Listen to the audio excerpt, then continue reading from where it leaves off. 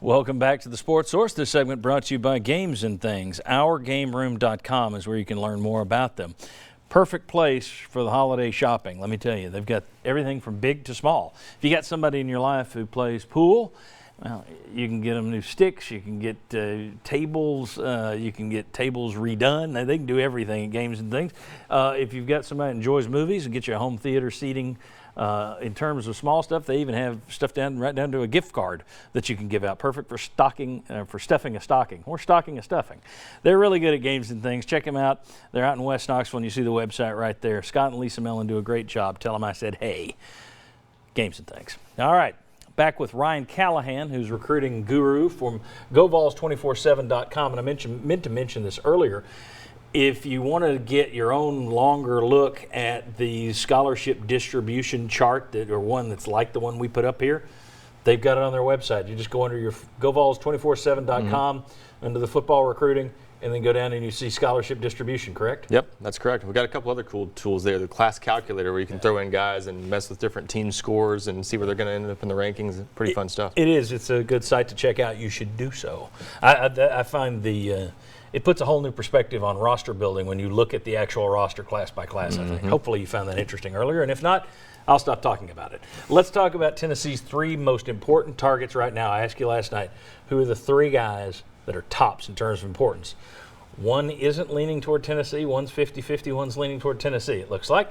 Let's go through them. Who's the first one? Well, let's start with Darnell Washington, a five-star athlete and really tight end, but we list him as an athlete because he really is so large, and you see 6'7", 261. He could develop into an elite offensive tackle. He could be a defensive lineman. He could do a lot of things with a body like that. But tight end is where he wants to play. It's where everybody's recruiting him to play. It's where Tennessee's recruiting him to play. You mentioned the crystal ball there showing Georgia. They've been the favorite for a while. They got him on his first official visit back in September, and he was back there just a couple weeks ago on an unofficial visit. But Tennessee has kind of hung around in that one. They've got him on 4 unofficial visits already since June of last year. He's now coming back to Tennessee this coming weekend on his final official visit. He's at Miami this weekend.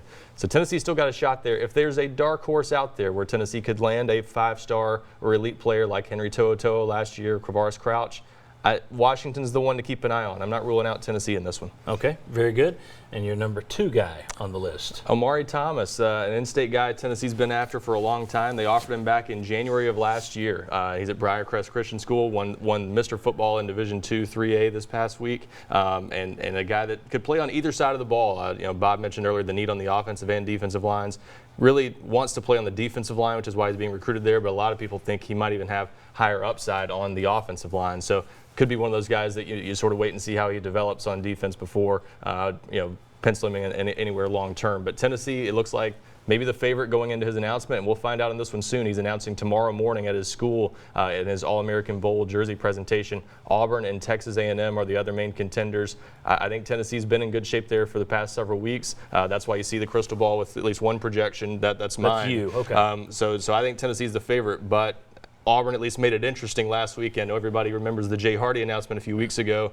You never count out Auburn in those deals, but I think Tennessee's in good shape. Does the Auburn guy think he's going to Auburn, or is he not sure, and that's why it's a question mark? No, there was another prediction that was previously Ole Miss. Okay. Ole Miss was eliminated from contention, so they changed it to a question mark for now. All right, very good. And then the third guy, we don't have to go very far. Yep, right here in Knoxville. Tyler Barron at Knoxville Catholic, 4-star defensive end, and really, like a lot of guys in Tennessee's system, you could maybe pencil him into outside linebacker right now based on his current build, but he's a guy who's big enough also. He might be a full-time defensive end. It's been a Tennessee and Kentucky battle primarily in the last several weeks, and that still looks like the main contenders as he gets ready to announce his decision. He'll wait and announce on the first day of the early signing period, December 18th. Kind of kept people guessing a little bit, and this has been a much more interesting recruitment than it was thought to be for a while because his dad, Patrick Abernathy, is on Tennessee's staff. Works in player development for the Vols. He's been a target of Tennessee's for more than 3 years now. So a lot of things have pointed to Tennessee being the favorite for a long time. He played at Ensworth in Nashville before moving to Knoxville Catholic this year. So not a Knoxville born and raised guy, but he's had the connection to Tennessee for a few years. I think Tennessee is the favorite, but Kentucky has made things just interesting enough that you don't rule out the crazy possibility of an upset that I know would be mind-boggling to a lot of people, but I still think he ends up at Tennessee.